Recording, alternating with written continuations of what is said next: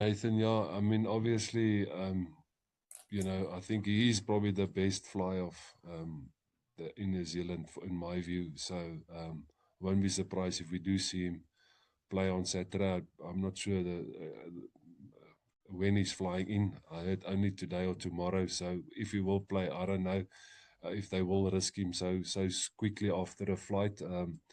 But nothing is impossible, and he will make a huge difference because of his attacking mindset and his skill set. I think I've actually watched his return game for the MPC, and he scored the winning try in that game.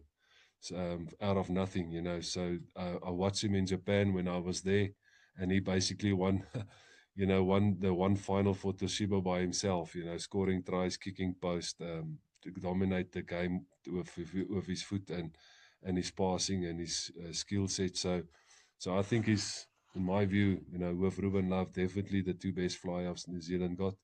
Um, and it's obviously they replaced the center, so they must have enough depth on center. That's the only thing that only they will know. But quality player.